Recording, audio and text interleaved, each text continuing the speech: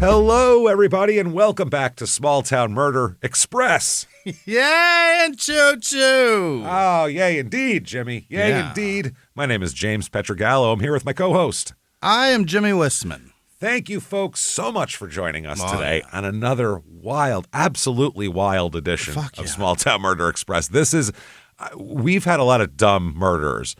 Yeah. This might be the dumbest way to get caught for a murder that anybody's ever done in 642 episodes. That says a lot. So this is a special kind of dumb we're dealing with this week. Great. It's crazy. It's a wild story. We'll get into it. First of all, shutupandgivememurder.com. Get your tickets for live shows. Now, live shows actually in theaters, we are the only one you can. There's two left. One's completely sold out. One has like a dozen tickets left in Philly. So if you'd like to go to Philly, there's a few tickets left. You can get them. I'm not sure if there's pairs or what it is, but check it out. Get in there. Or you can get tickets to the virtual live show. Oh, boy. Doesn't matter where you are on this planet of Earth. If you have internet, you can get the virtual live show just like a regular live show, except in your living room. You can drink your own booze and do whatever you want. We're going to have costumes on, You could dress like an asshole, too. That's right. October the 30th. It's a Thursday right before Halloween. It's available for 2 weeks after that as well, too. You can buy it. You can watch it 100 times. Do whatever you want in that 2-week period. Dress up with us. Hang out with us. It's a good time. So do that. Shutupandgivememurder.com. Also, definitely listen to Crime in Sports, our other show, and Your Stupid Opinions, our other show. Get those. They're hilarious. You want to hear those. Then get yourself Patreon. Patreon.com/crimeinsports, just like the name of that show you should be listening to. That is where you get all of the bonus material. Anybody $5 a month or above, you get a giant back catalog of hundreds of bonus episodes you've never heard immediately upon subscription for binging purposes. Then you get new ones every other week, one Crime in Sports, one Small Town Murder, and you get it all, everybody. This week, what you're going to get for Crime in Sports, we're going to talk about Deshaun Watson and all the accusations against him. They are numerous. There's a pile of them, more than a dozen, so it's a lot. And then for Small Town Murder, it's Internet Salad time, backed by popular demand. We're going to go across the internet and see what the hell is going on in the world.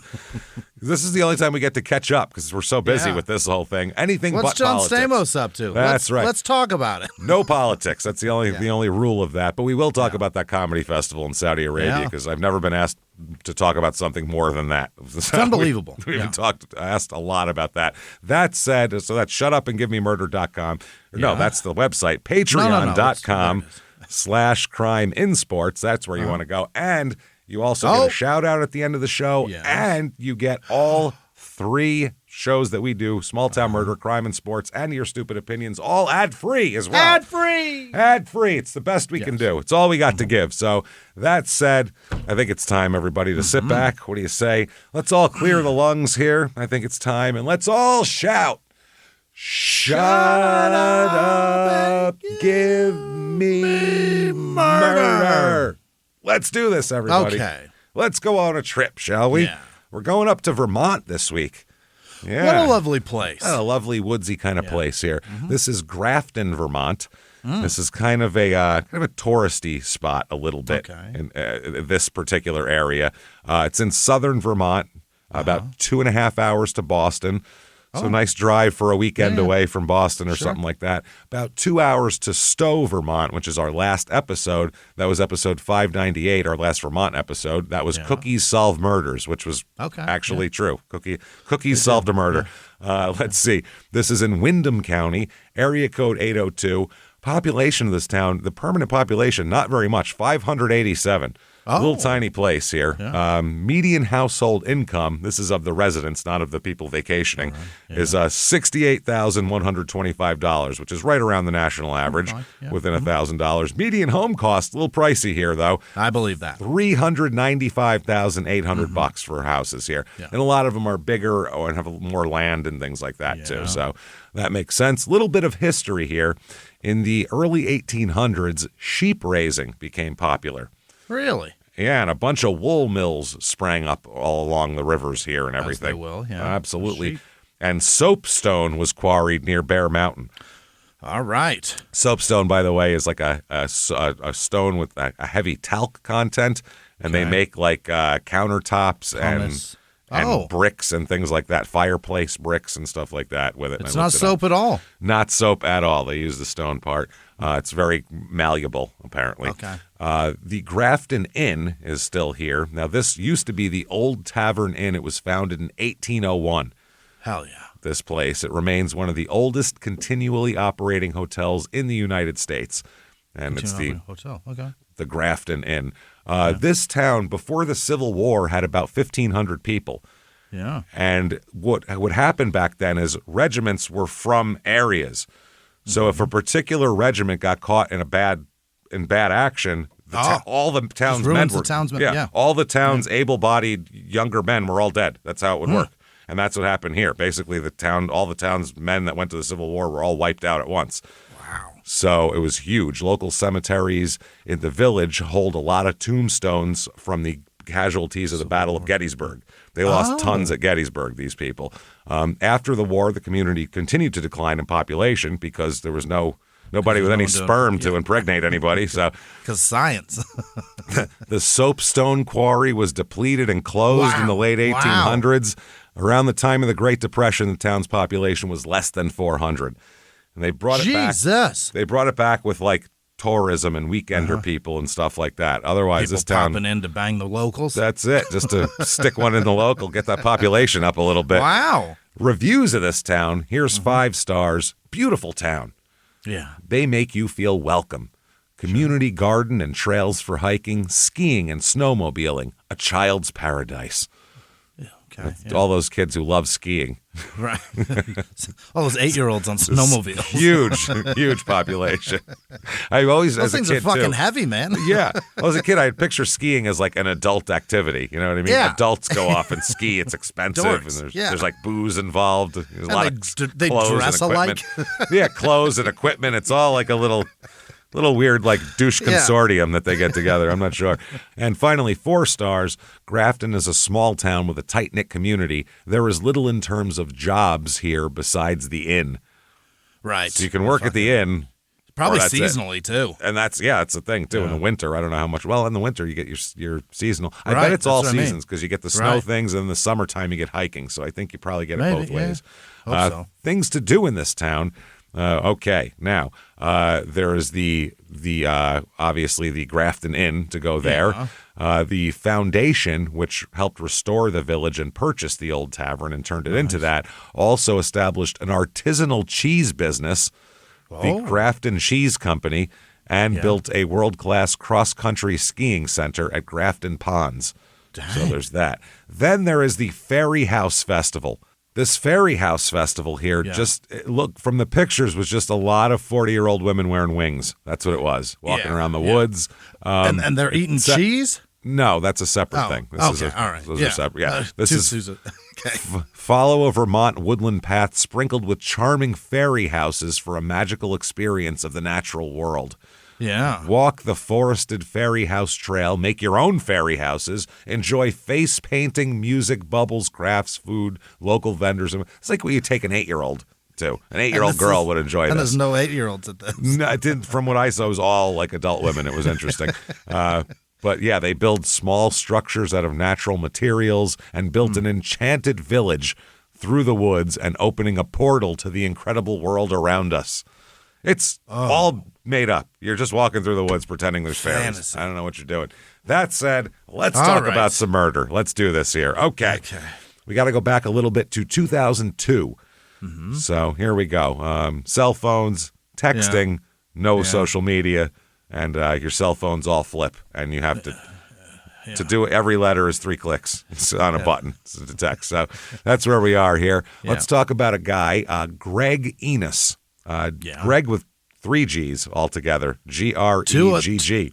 2 at the back. Oh, yeah. Back end, 2 G's. Double G. Enos, E-N-O-S. He's born July 24th, 1968. He was born in Bridgeport, Connecticut. His parents are Kenneth and Elaine. And he went to school in Vermont, though. So he was born in Connecticut, but it seems like he grew up in Vermont. Yeah. He went to Newfane High School and Leland High School as well in Townshend, which we did an episode on. Yeah. He worked a lot around in lumber things here. He worked at the Allard Lumber Company and the C&S Wholesale Grocers in Brattleboro, which is where he lived at the time in 2002. He liked going to flea markets and buying old stuff. That was his jam. It is fun to do back there because you can. You can find really old shit. Yeah, right here by your house. There is some old shit sitting in an antique shop, and they don't want anything for it. No, Sometimes they know what they over. got. Yeah, less now at the internet because they can sell it online too, and they know. But there's old shit in my house when I moved in. It's like, it's cool. Yeah, you'll find anything now. Now Enos has had some problems in his life here. He's had convictions for drunken driving, unlawful mischief, furnishing alcohol to minors, and possession of marijuana. Kind of a party. These are all like rural. He's not like a master criminal. These are like super trooper crimes. If you've seen that, they're gonna pull him over. He's got a bag of weed on him. This is kind of he's just a goofball. Yeah, rural goofball shit, exactly. Yeah. Now he lives with a woman in Brattleboro on Elliott Street. Believe her name is Sandra. Okay. Mm-hmm. Now, one of his former attorneys, who's a public defender in town, which tells you a lot here, said that Enos, quote, lived on the edge of society. I mean, that's what I mean. He's not a master criminal or anything like that. He works and he pays his rent, but he also, drinks and smokes weed and does whatever. So, I mean, like 30% of the country, basically. Like everybody I've ever known, essentially. All of my friends. Real fringe guy. Yeah, all of my friends, essentially. Yeah. Now, he has a friend named Colleen Davis. Mm-hmm. She's the same age, but 33 at this point. We don't know what their relationship is. He lives with a woman, but he's out like driving around hanging out with this Colleen Davis, who's the same age. Now, I don't know how your relationship is, but I live with a woman that I'm married to, and if I was just out hanging out with some woman driving around with her, she wouldn't take too kindly to it probably, so I'm not sure what the relationship is. A little bit about Colleen here. She's had a bit of a tough time, Colleen Davis. She has 3 kids. She's divorced. 3 kids, Jesse, Rusty, and Amanda, in that order of age.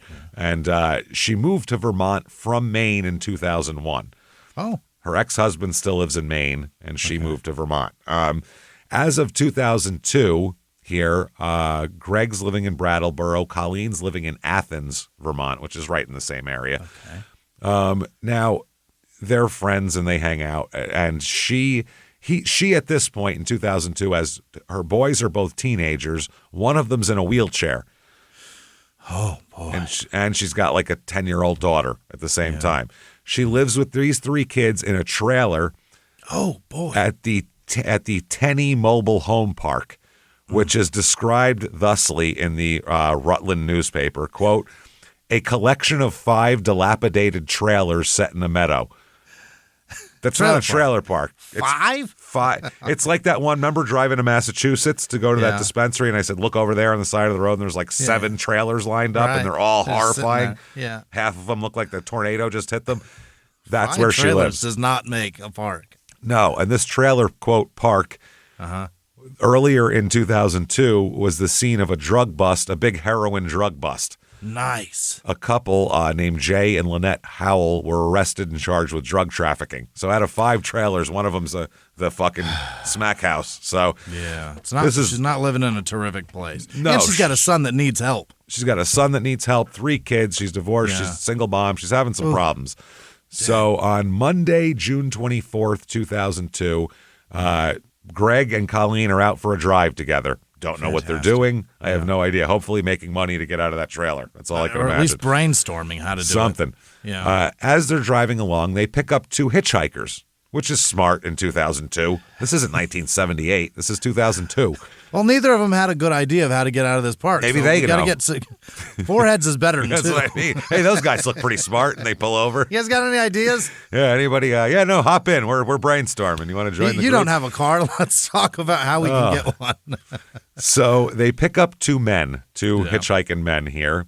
They drive them to Bellows Falls to buy beer, and then they return to a remote spot in the woods to help one of the men. The whole point of them hitchhiking is their truck got stuck in mud on a logging trail. All right. So they said, hey, will you help me get my truck out? And Greg said, sure. And they said, well, we'll buy beer. Yeah. And he said, great, sounds awesome. Let's all drink beer and get a truck out of the mud. That's a fun afternoon. That's a good time. It's a good country afternoon.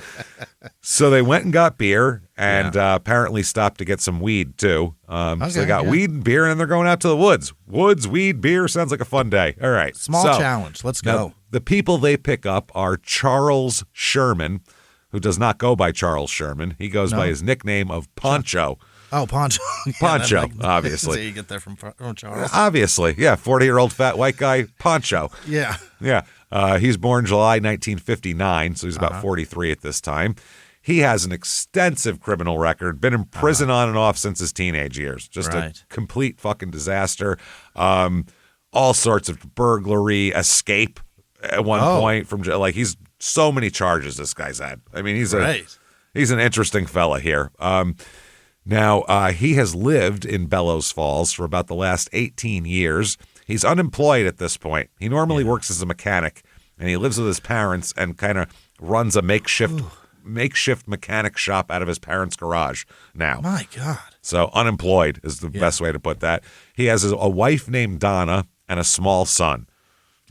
Okay. And he's with his partner. This is the odd couples of everything going on. This guy living with a chick, hanging out with another chick. This one, a 43-year-old white guy's hanging out with a guy who's 20 years old.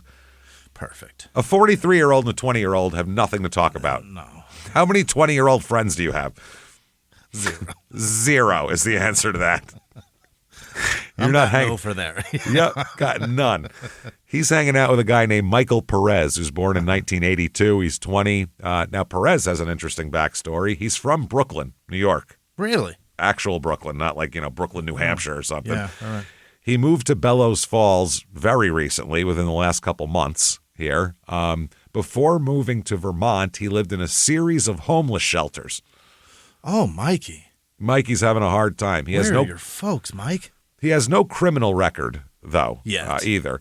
Yeah. Yet. Well, we'll talk about that. Now, right after he moved here, he was beaten with a baseball bat.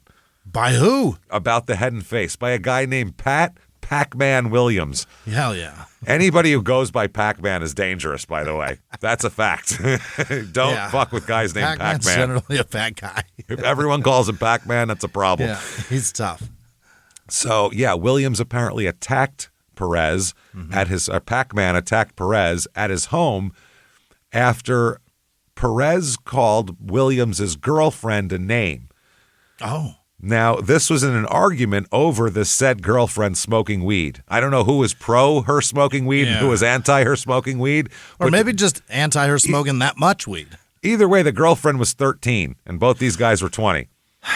So that I don't care for. So it's good someone got beaten about the head and face with a bat, but we're not sure who.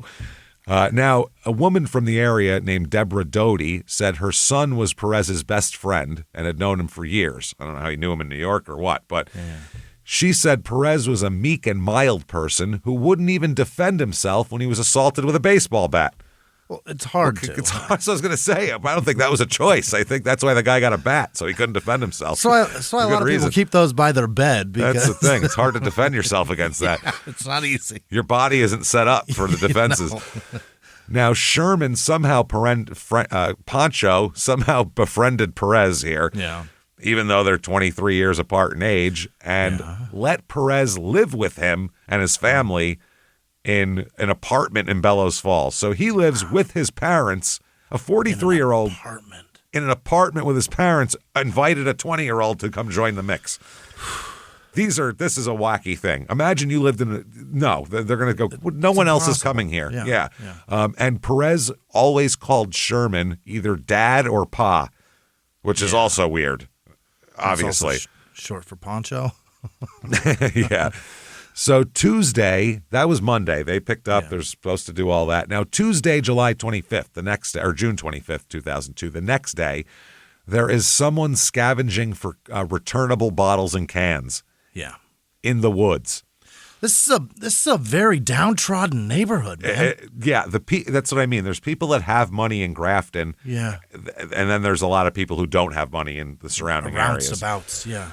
Now, this guy's collecting bottles and cans at this area in the woods because it's a known party spot. So teenagers come out there, they leave, cases of beer and all that kind of shit. So it's a good place to find cans. This is the Molly Beatty State Forest.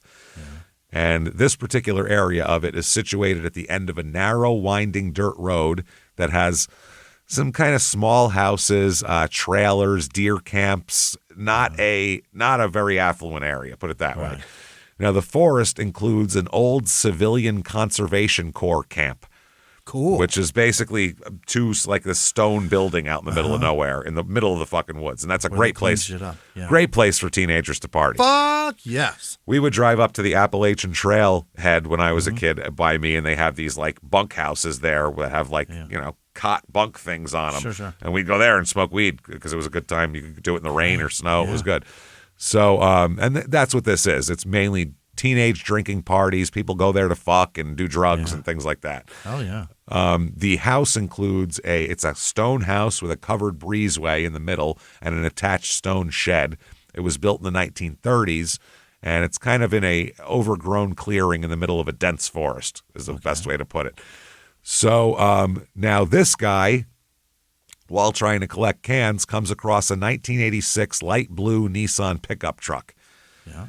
Which was parked in the Molly Beatty State Forest right by this. And he can't ignore what he sees by the pickup truck. It is not a can or a bottle, unfortunately for him. He finds dead bodies in this pickup truck. Yes. This is weird as shit. First of all, he sees Colleen Davis. She is partially inside the cab of the truck. And not in the way you would think. Front side out. No, not like hanging out the window of the back. No? Half her body's out the small rear window of the car. My God. The one you open up for that little thing? That's hard to get out of. Oh, absolutely. Half her body is stuffed through there. She's bent at the waist through the small window. Her upper torso and head are resting on a tire in the open, and that's in the pickup bed in the back part of the truck. So that's not good. She's bloody. And not looking good. So he looks inside the truck because don't do that. You've seen enough. Any cans in there? Yeah. I understand there's dead people, but there might be a six-pack of fucking RC in there I can grab. Then he looks inside the car and he sees Greg Enos's body. Mm-hmm. His body is upside down on the driver's side of the truck under the steering wheel, legs up. What the fuck? So this is the oddest way to find two bodies you can ever imagine. They're the most unnatural positions. Yeah. It's harder to do that than sit them in the seat. That's what I mean. They're upside down, and then she is pulled through a fucking tiny window. None of it makes sense. Yeah. It's really weird. Now, this is about 10 miles from where Colleen Davis lives, so it's pretty close to her house, actually. So this guy freaks out. It's about 12:30 p.m. He's out for a noon stroll for some bottles and cans and comes across this. He calls the police, obviously, I would hope, and the police arrive and they say there's two different kinds of weapons used in the murders. That's what they find right away. And they say it's likely there was two attackers based on the way this all looks and went down. Because there's two people, too. It makes it easier. They also find a long tree limb with a piece of red cloth wrapped around its end, resting on the back of Colleen's skull. Oh? Up against her skull in the back of the pickup truck. The cloth was burnt. By the way, the red cloth at the end was burnt, and it contained Greg Enos's blood, this red cloth. Boy. Real weird. This is a really strange scene. Another piece of burnt red cloth, also containing Enos's blood, was found protruding from the truck's gas tank. Okay. Oh. So someone tried to set the fucking truck on fire. Right, yeah. It didn't work. There's evidence at the scene that, obviously, that there was fire, went out and didn't burn. So now they look around and they say that from the looks of everything, it was, quote, probable that Enos and Davis put up a fight and struggled with their killers, although they couldn't tell specifically. They said it's hard to believe they didn't put up some sort of resistance. Right. So basically, whoever did this, we're looking for more than one person and possibly somebody with some injuries. Some injuries, yeah. So that's good to know. Now, the police say, just while this is going on, it's such a small area that tips start coming in while they're on the scene already. And people say that they saw two hitchhikers the day before on Hinkley Brook Road in Grafton, which leads here.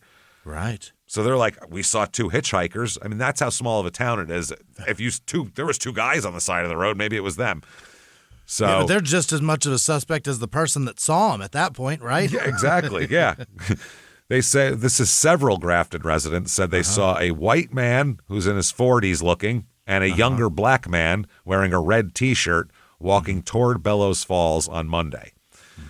Now, they said the police were almost sure they knew the identities of the hitchhikers. Again, small area. Right. How many 40-year-old guys hang out with? How many 40-year-old white guys hang out with 20-year-old black guys in the area? Probably only these two. So how many hitchhikers are identifiable, though? That's amazing. That's in a small town, you know. Right. That's those two guys. Right. Any other description, it probably would have been harder. If it was two 30-year-old white guys, you'd go, I don't know. There's so many. Yeah, with the older white guy and the younger black guy, we only know of one of those pairings in town. One of those Bert and Ernie pairings. So they said that they thought they knew that, and they were trying to locate the hitchhikers and also another person who picked them up hitchhiking along Route 121, which goes to Bellows Falls. When the press asked the police, are these two hitchhikers suspects? They said, quote, everyone is a suspect at this point. Yeah. Right. The classic line. I'm my own suspect. You could be a suspect. Sergeant Jones could be a suspect. Anybody's a suspect. So injuries now, the autopsy results show that this was a brutal murder. Both of these were brutal. Greg Enos had a lot of blunt force trauma to the head, and he'd been stabbed 21 times. Wow. That is a lot. I mean, they killed him three times over. Yeah. It's so rough. Colleen had no stab wounds, just a lot of blunt force trauma to the head. Beaten to death. Her head beaten in. And then dragged through a truck window. My God. Now, I don't know if someone was attacking and she was trying to escape through the truck window. That's the thing. They're trying to figure it out. They do find a 2-pound rock at the murder scene as well. Okay. This is inside the camp, the conservatory camp, and it has human blood on it.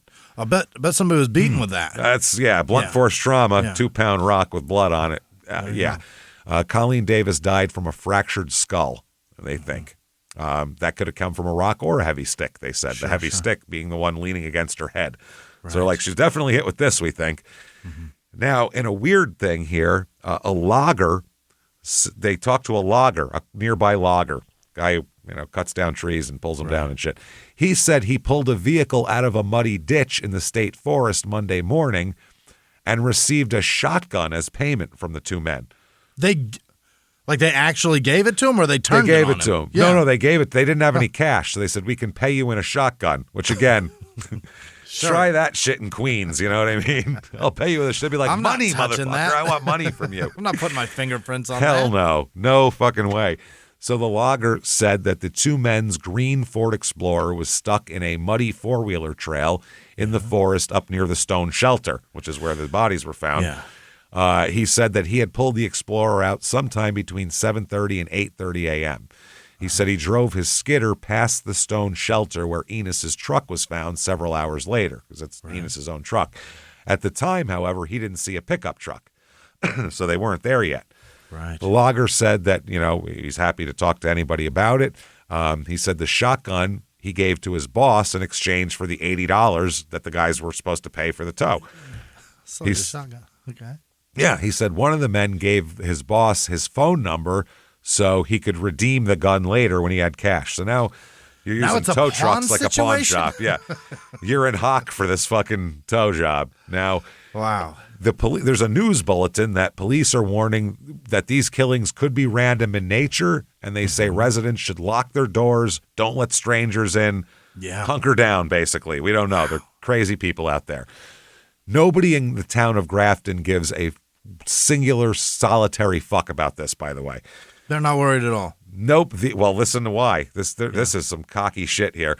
The newspaper, they go and talk to people at a local cafe in Grafton, and they were just talking about how hot it was. It's 90 degrees out. It sucks.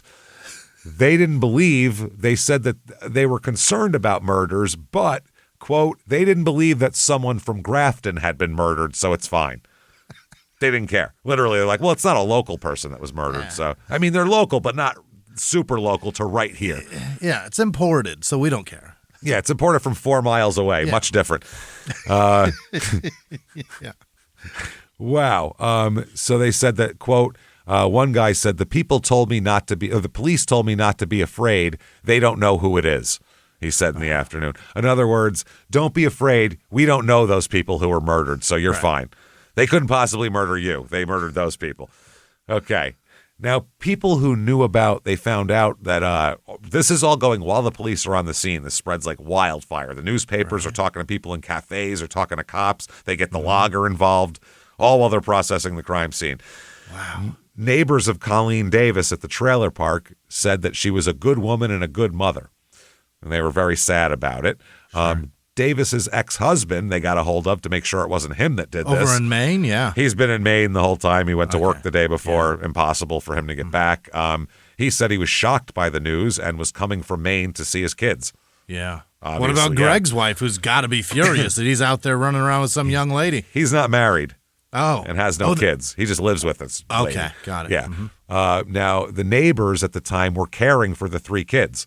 For Colleen's kids, including a boy in a wheelchair. The neighbors said that the children were very upset with the death of their mother. No shit. Probably. Yeah, okay. Now, the police are still on the scene, mind you, okay? Still processing. It's a long day of processing the scene out in the 90-degree heat. And some more people show up, in addition to loggers and witnesses and coffee shop patrons. Yeah. 2 people show up. Well, actually, 4 people show up. Oh. It is Michael Perez. Yeah.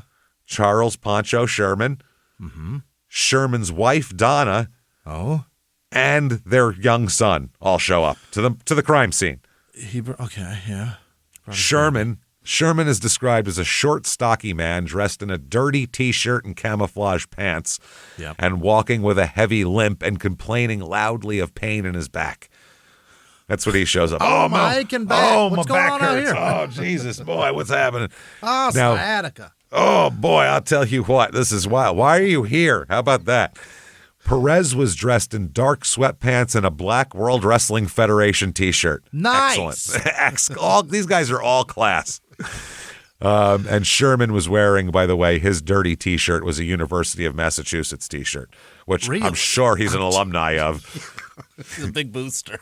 Oh, yeah. By the way, Sherman has scratches all on his forehead that look like fingernail marks, which not great for him. No. Now, they just show up, and they're like, we'd love to talk to you guys, especially because we heard you guys were hitchhiking yesterday in this area. Also that you're here. Yeah. Now, they said they came to get their pickup truck, which was stuck in the mud nearby. So apparently they got pulled out by that tow truck, then got stuck again. That's what happened to them yesterday. You got to have 4-wheel drive, man. Get out of here. Yeah, can you drag us out of the mud when you drag us? Please don't just leave us in another spot of mud. So they said they were there to get their truck, and Perez stated initially that he and Sherman had walked home after their truck got stuck, and then later on he said, we caught a ride to Bellows Falls in a dark brown or black pickup. I don't remember. Yeah, those are the same. Yeah, he said when he left the forest, he was driven by his female friend with Perez and the woman's son in the back seat. Okay, now, Sherman, after a minute of this, talking to the cops, gets pissed off and says, I'm leaving. Let's go. I'm leaving. All of us were all leaving. And when they pulled away, they said he was shaking violently, Poncho Sherman. Okay. Your truck got stuck. What are you shaking violently? Why are you so mad? Why are you being so weird? Yeah. So obviously they're the top suspects. They're like, keep an eye on those 2 as they drive away. So they follow them. And after a minute, they end up arresting them. They go arrest them.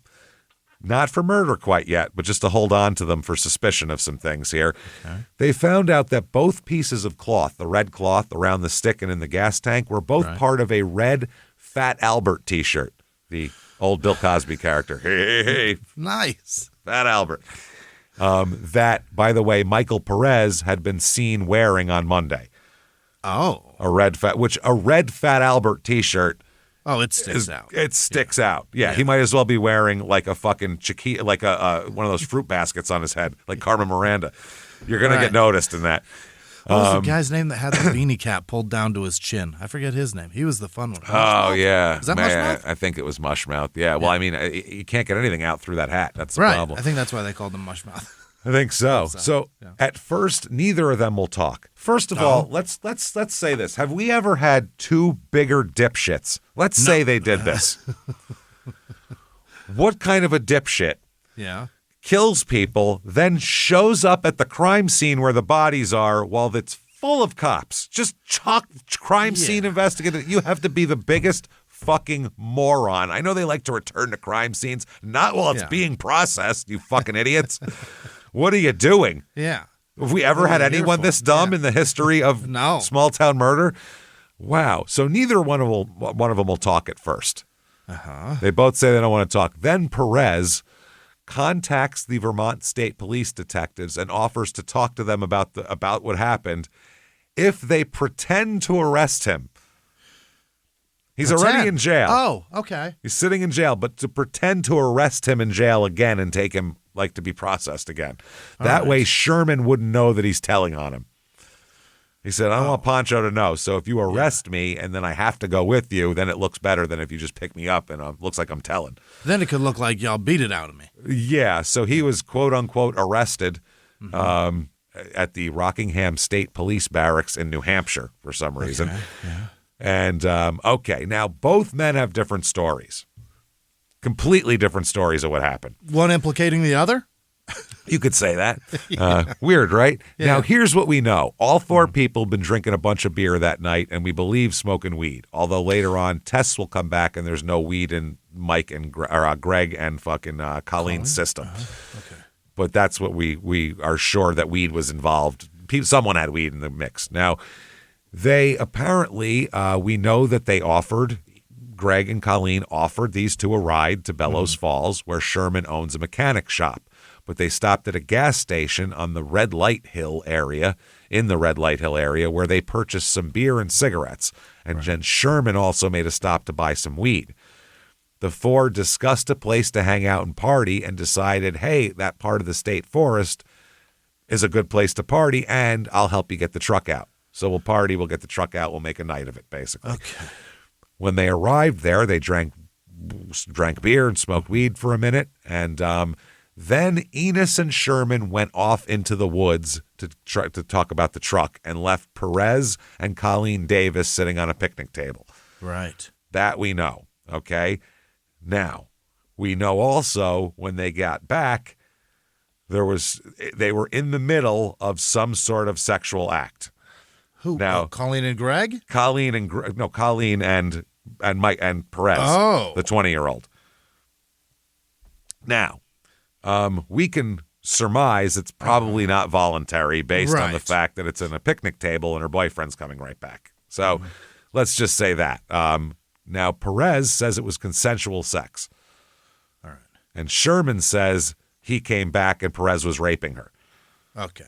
These are the two stories. Let's get into it now. Perez gives 5 different interviews, and they're all different.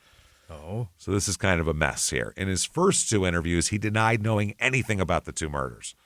Anything, yeah. He said, quote, I didn't kill those people. I did no harm, physical harm toward those people. And he said, I'm telling what Charles Sherman did up there. I'm telling you truthfully, I wasn't going to tell you. He said, I'm trying to remember everything about that day. So they were telling him, I don't think you're telling us the whole truth. Right. And he said, I don't know. That's all I got. Then later on that night, he gives another statement. He said, yeah, we caught a ride in the pickup truck. I didn't murder anybody, though. He said, after we caught a ride, Pancho got drunk and went to sleep. He said that on that day, Sherman was wearing the red shirt, not him. Oh. Even though everybody saw him in it. He said Sherman was wearing the red shirt and then he wore a white shirt. And he denied that he and Sherman had a knife in their truck that day, despite testimony from several people saying they saw a knife in the truck that day. Right. Several days later, he tells police a different story. Oh. Now he knows everything. Yeah. He said that Sherman killed both victims. He went crazy. I seen it. Yeah. He said he recounted this story. He said he and Sherman were very drunk. They were joyriding in the state forest. Let's get drunk and ride around in the woods is a weird thing to do. Yeah. Very rural. and they got stuck in the mud. They started walking back to Bellows Falls and caught a ride with Greg and Colleen. After stopping to get beer and snacks, they all decided to return to the state forest to party. At some point, Enos and Sherman left the campsite to look at the stuck truck, and Perez claims that he had consensual sex with Colleen Davis on the picnic table. While they were gone. He said in the middle of this, Greg and Pancho returned, which angered Greg Enos. Okay. Because I guess they're seeing each other. Okay, so he said that pissed him off. He said that Perez said he calmed things down somehow. I don't know how you calm someone down from that. Diplomacy. Yeah. Wow. This guy, he should really be like an ambassador or some sort of like hostage negotiator or something, because wow, if you could talk someone down from being pissed about fucking their girlfriend at the picnic table while you're checking out a truck. Raping their girlfriend, yeah. Well, he's saying it's consensual. I'm just going by his story right now. Yeah. He comes back and sees that. He gets a little mad, but then he's like, oh, I guess it's all fine. And they all started drinking again. I see it your way now. Have a beer. Okay, fine. Yeah, you know what? I am getting a little too up in arms about this shit. So he said when Enos and Davis, Greg and Colleen, got ready to leave, he said Greg called him the N-word. Oh. And this angered not Perez, but Pancho Sherman. Yeah, he'll stand for no racism around. He will not have. Yeah. Well, actually, he said, "quote That's my N-word. You don't call him that." That's literally what he said. That's what Perez said. He said. What a piece of shit. So this was not some sort of justice he was standing up for. He goes, "I call him the N-word. You don't," which is crazy. Wow. So apparently Sherman and Greg started arguing at that point. Pancho and Greg are arguing. Perez said he was frozen, didn't know what to do at that point, just frozen. Yeah. Okay, now, according to Perez, Sherman then grabbed a stick out of Perez's hands. He said he was holding the big stick, just, leaning on it. Yeah. He said he grabbed it and hit Enos with it, smacked Greg in the head with it. Yeah. Sherman then tried to move Enos's body and asked Perez for help. So then, as this was going on, Greg Enos came to and sprang up from his feet and ran to his truck. Okay. So Sherman chased him and stabbed him, he said. And Perez said, I didn't even know Sherman had a knife. Mm-hmm. So he said eventually, they said that all of this happened. The truck was too bloody to drive. There's blood all over the fucking thing. So Sherman asked Perez to help him move Enos's body into the truck. So Sherman told Colleen Davis to get into the truck, which she did. But she tried to climb out the back window to escape, and that's when Sherman hit her with a stick and a beer bottle. This is while Perez left and went inside the camp building there. Okay. While he's beating her to death. I don't want to see this. I can't watch this, yeah. He said later on, Sherman came into the camp building, threw his shirt and keys into the fire. What your keys into the fire would do, that's not real bright. And told Perez to wrap his shirt around the tree limb and light it. So Sherman lit the shirt, stuck it into the truck, and then they left the scene, thinking the truck would burn and explode. Okay. That's the story here. Wow. I mean, that's the fire did nothing. It literally went right out. Yeah. You could still tell it was a red shirt. Yeah, I mean, it went right out. Clothes are fire retardant. That's the thing. They're not made to. Yeah, they don't just go up. There's a reason you don't burst into flames every time you pass a fire, because your clothes are not meant to do that. Except for those fleece onesies we put on very small children. Yeah. Those go up. Anybody with fleece on in high school, they were getting a lighter. Yeah. To their shit, and it would go poof like a big cotton ball, poof, and they wouldn't even know what happened. They'd look around like, what was that? And they could smell something, but they didn't know what happened. So anyway, then Perez says, I'll even lead you to evidence. Mm-hmm. I'll take you there. So he said, I know where we discarded our shit. So Perez said this. Perez said it. I'll show you everything. Okay. So they go, great, get in the car. So en route to this, with Perez in the back seat, he repeats portion of his story. He reiterated that Pancho Sherman became angry when Greg Enos used a racial slur and stated by saying, that's my N-word, not yours. Boy. Oh, boy. Wow, that is wild. Perez then indicated he was scared Sherman would kill him Yeah. Even though he's done nothing but be nice to him and take him into his home. Now he's afraid he'll kill him. He told police that he and Sherman filled their clothes and shoes with rocks and threw them into the river. Okay. So they'd sink. He also said that they had planned to go to the state forest the following day, which they did. This why they came back there was to remove the tree limb and pretend to discover the bodies. Oh my God! They showed up to discover the bodies, and instead that already been discovered. There's 100 cops there. Yeah, Whoops. take it easy, Christopher Idiots. Columbus. We already got this. Fucking idiot! Someone already found the Mississippi. Yeah. We got this. Holy shit. Calm down, DeSoto. We would have found it eventually. This is unbelievable. So this is crazy. The dumbest two people ever. He also repeated that Sherman was very drunk that day and falling down due to an intoxicated state, but still sober enough to murder, apparently. What the fuck? He told them of some of their clothing and where the burnt clothing was, took them to the fire, took them to the river where they dumped their shit and all that. Several days later, he then says that now he has a different story. Oh. He says that Sherman told him, Perez, to hit Colleen Davis with a tree limb. Oh. Rather than Sherman coming over when she was trying to get out the back window, he told him to. Sherman told Perez to. He said, but he pretended to. He said he didn't. He said he was hitting the truck bed, but not actually, like a wrestling. Like when a guy's laying on the ground, you hit him with a chair, you really hit the ring most of it. He's wearing the right shirt for this. It's perfect, yeah. So that's what he said he did. He said that first he attacked Enos with a tree limb, then a knife after that. He said Sherman forced him to hit Colleen Davis as she laid there stunned in Enos's truck after Sherman had already hit her hard in the head.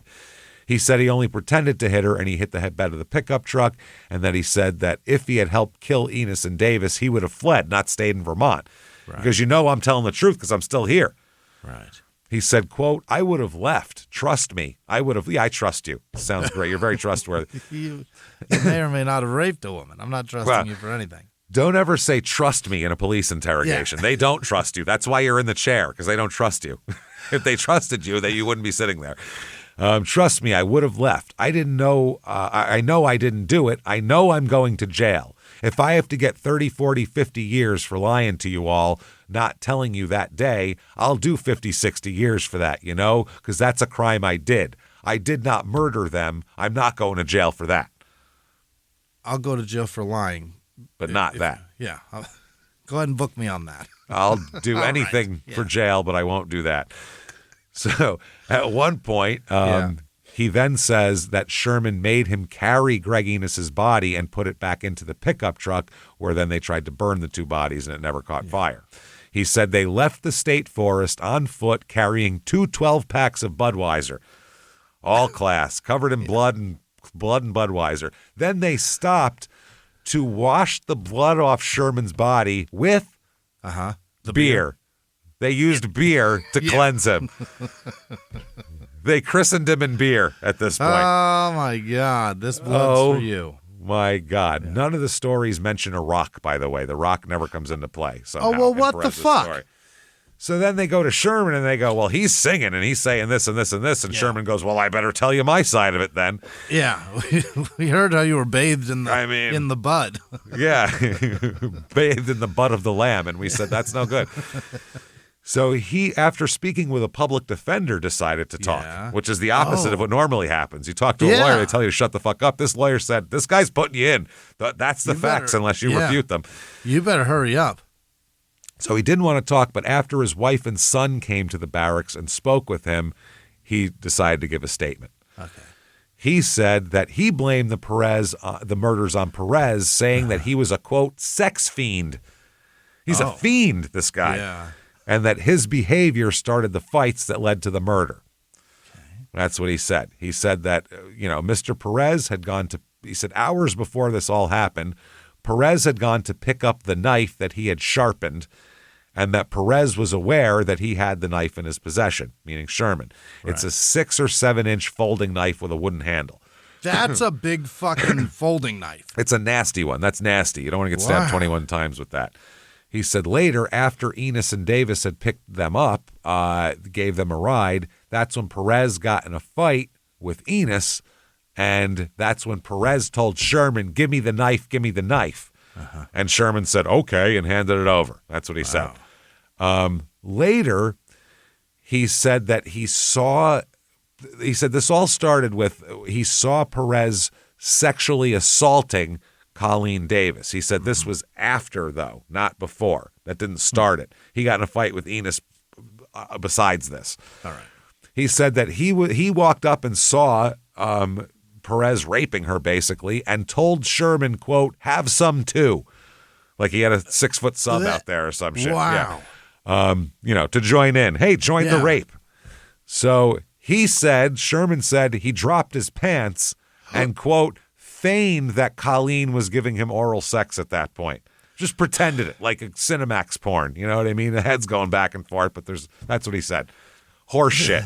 The worst lies. Yeah. They're the dumbest two murderers who've ever existed. They're giving a story that is impossible to have happened. Impossible, and both impossible and highly self-incriminating at the same time. Right. The dumbest stories ever. Yeah. I'm going to make shit up that almost makes it sound worse. It's pretty obvious what happened, right? It seems like it, yeah. It seems like they went to look at the truck. Perez was raping the Colleen. They came out. A fight started. Sherman fucking whacked this guy because that's his son, basically. That's his N-word. Yeah. So, yeah, it seems like that's what happened. So, or Sherman was right. I don't even know. So, in both, everybody's version, even Perez's version, Perez was having some kind of sexual whatever first. Right, with her, right. So, yeah, he said that, long story short, Perez attacked Enos unprovoked, first hitting him with a stick, then asking for a knife. Then Perez started sexually assaulting Davis repeatedly, and she began screaming. Perez then tried to force Colleen to perform oral sex on Poncho, Sherman, but the police also said Sherman's account was, quote, fragmented.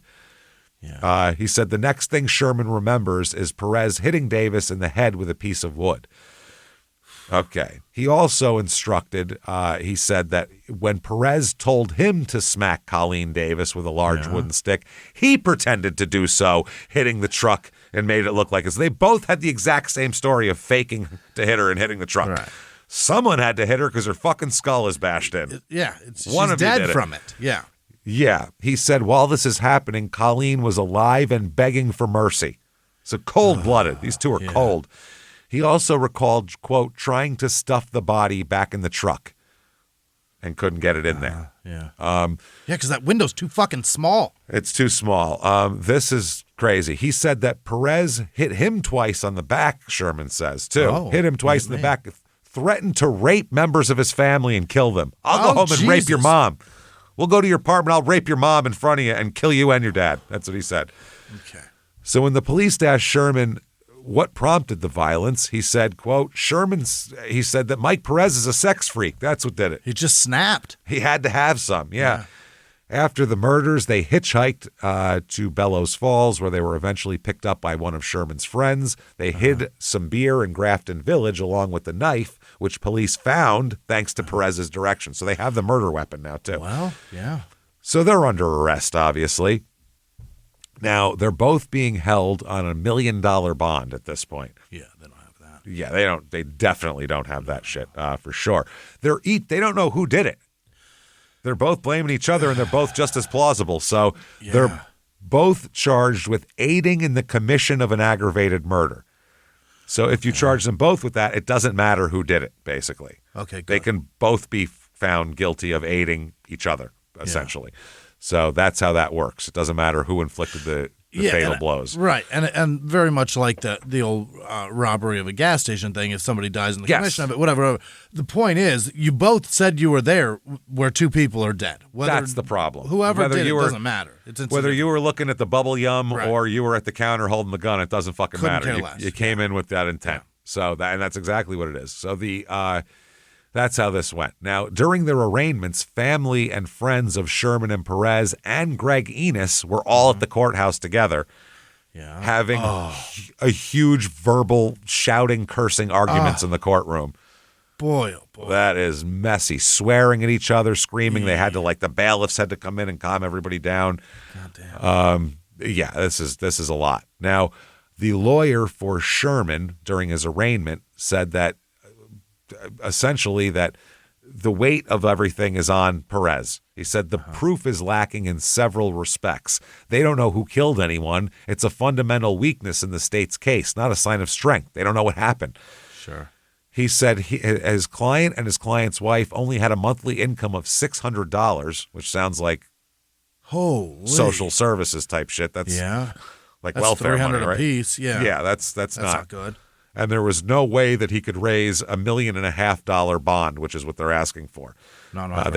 They cited Sherman's extensive criminal records, including a conviction for escape, numerous violations of parole and probation, and 5 failures to appear in court on motor vehicle violations. They're like, he doesn't show up when it's a fucking 10 miles over the limit. You think he's going to show up for this? He's a smidge unreliable, and he doesn't have money, so let's keep him. He's poor and unreliable. He's getting held on to. So they also went to their home, and they seized couch covers and a knife sheath from the Sherman apartment there, apparently. They also searched Sherman's auto repair garage, which is his parents' fucking garage. Yeah. The front of which is on the first floor of a 4-story building on Rockingham Street, according to the application. That's where they seized 6 couch and cushion covers. Yeah. And they said that Perez and Sherman returned to the business after the killings, and that's why they're there. Oh, boy. They said Sherman allegedly put his pants on the couch before he and Perez later weighted their pants and shoes with rocks and threw them into the river. So they're hoping there's some blood on there. Yeah. They're seeking blood evidence transferred so they can get some DNA out of this.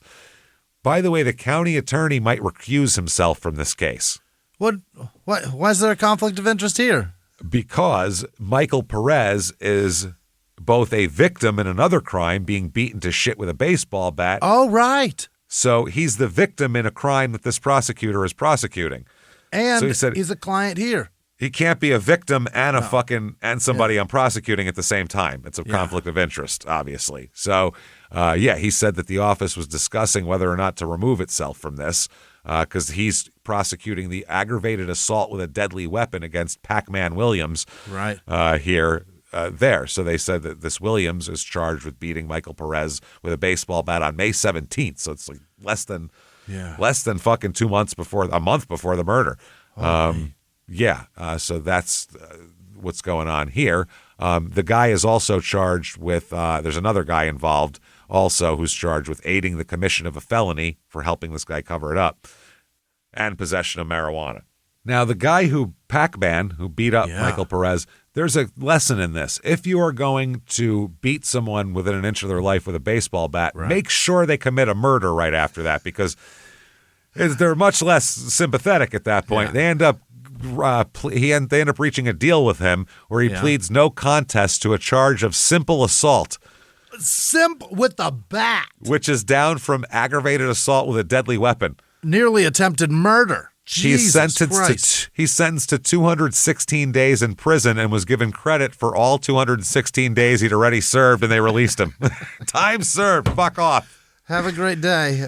Wow. The guy you beat up kind of deserved it. You just got him early. I mean, we're not going to go out there and go, this poor man he beat with the bat. Oh, the poor man who's up for 2 murder charges? Yeah. So the murder trial, the judge for the murder trials might also recuse himself as well.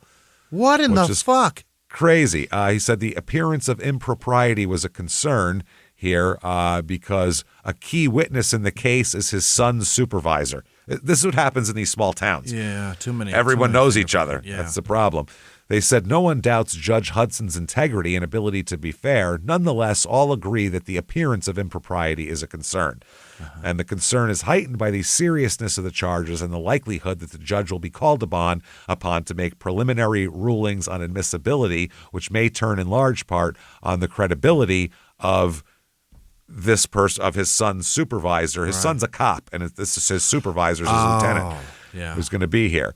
They said Lieutenant Raymond Keefe is a patrol commander of the Bethel Barracks of the Vermont State Police, and Trooper Eric Hudson, Judge Hudson's son, is a direct subordinate of his. Yeah. At the time of the murder, Keefe was a detective with the Bureau of Criminal Investigation and therefore would be testifying in this trial.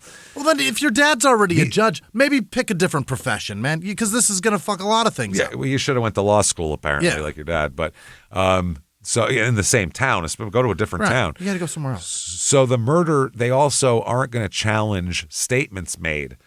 Everyone was expecting them to challenge to have their statements thrown out. Yeah. Because they're both highly incriminating. But neither of them challenged. The deadline to challenge the statements comes and goes, and I guess they're fine with letting them in. Now, Michael Perez is going to go to trial here. Really? He's charged with aiding and aggravating an aggravated murder. And they talk about how he told the cops that everyone was smoking weed, but they said blood tests on Enos and Davis found no evidence of marijuana. So they didn't share the weed with them, apparently. Right. Now they bring Charles Sherman in to try to make him testify. All right. He instead, they said, basically stood in court in leg chains and didn't speak.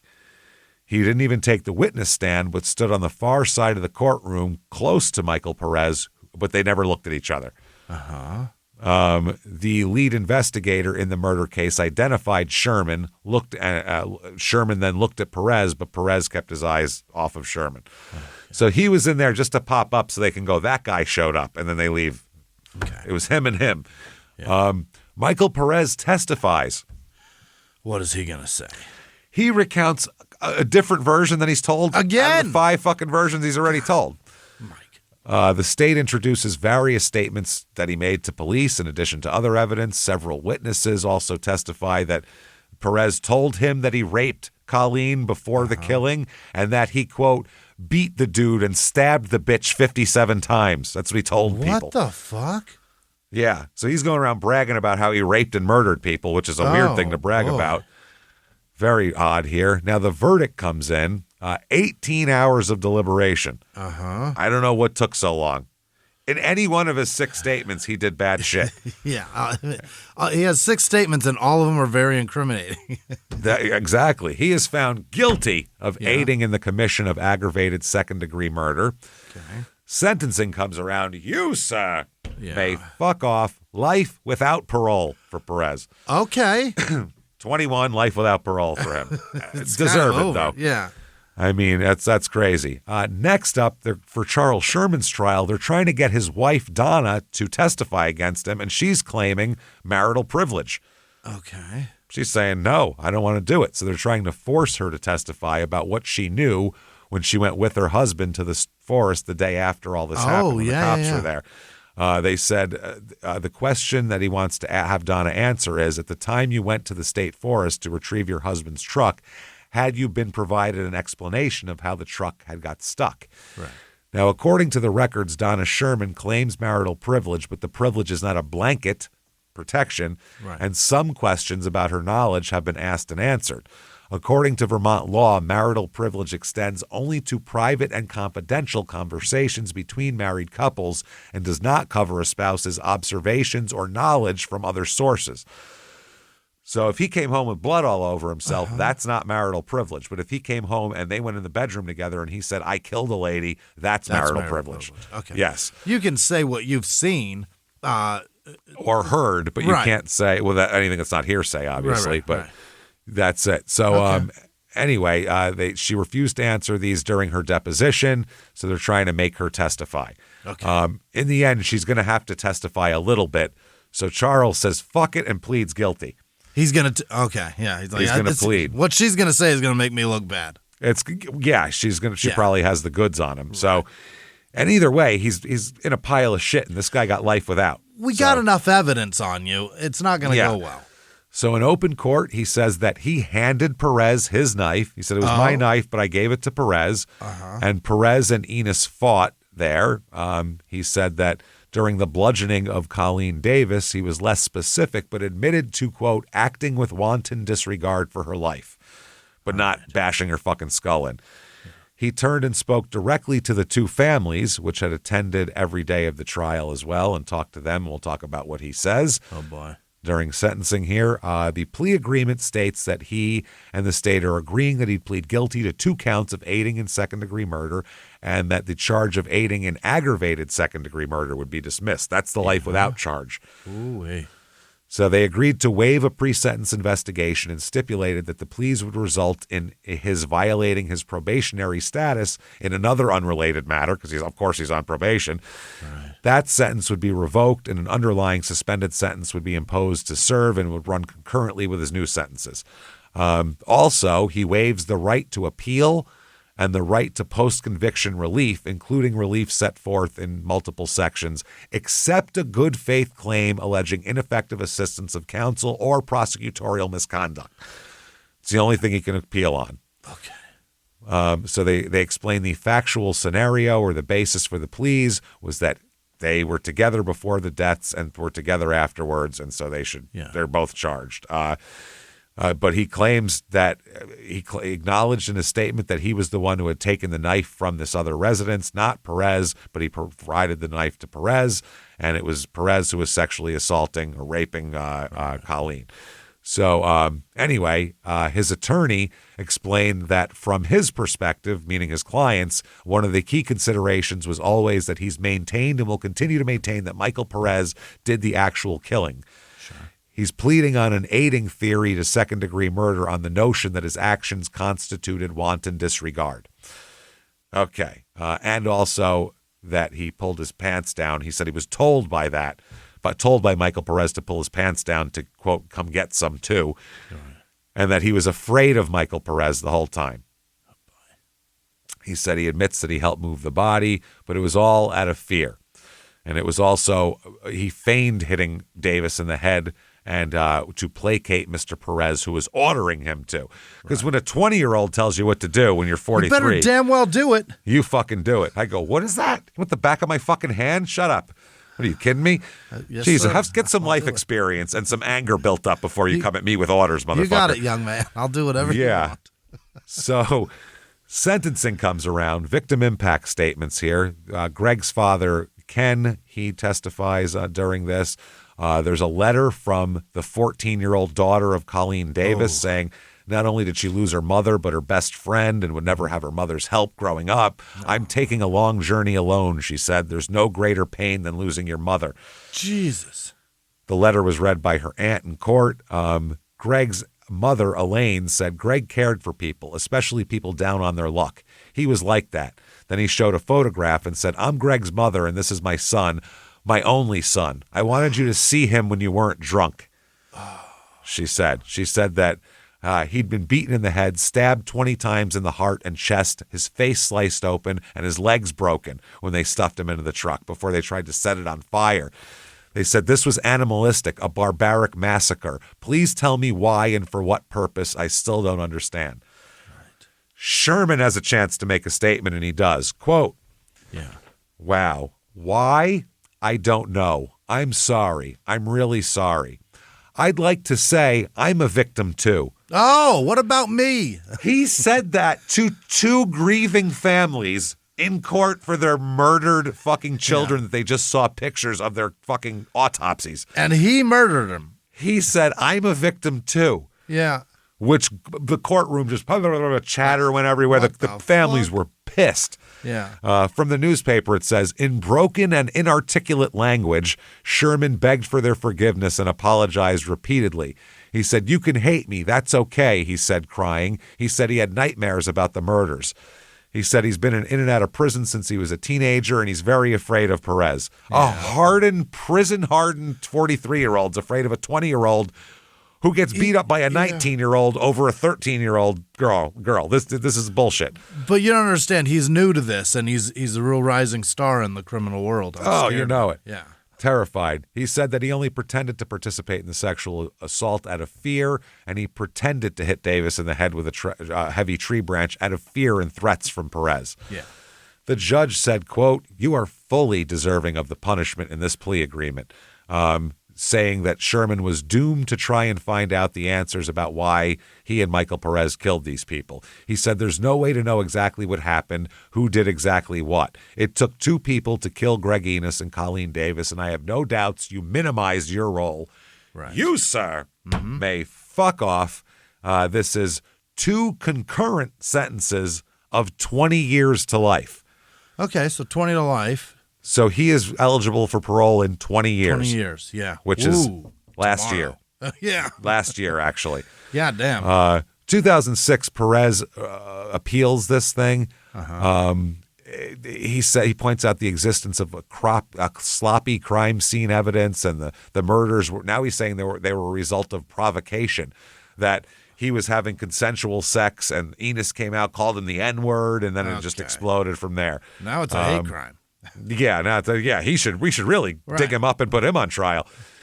So, he's saying all of this. He's saying that he lied to police in varying accounts, talking about the tree limb resting on the skull. They said, we know it's your shirt, and he said no. All of this, it's denied. His appeal's denied. Good. Sherman appeals, too, in 2018. Really? Arguing that the judge was biased against him. Oh? Saying also that he had been coerced, Coherst, he spelled it, coerced, into accepting this plea, and that his court-appointed lawyer had been below standards and not defended him. This goes through a little bit. It's denied finally in 2022 after all this, because they said, you pled guilty. You said all the things you did. Right. What do you want the lawyer to do? April 2024 is his first parole hearing. He first could apply for parole in 2023. They gave him a hearing in 2024.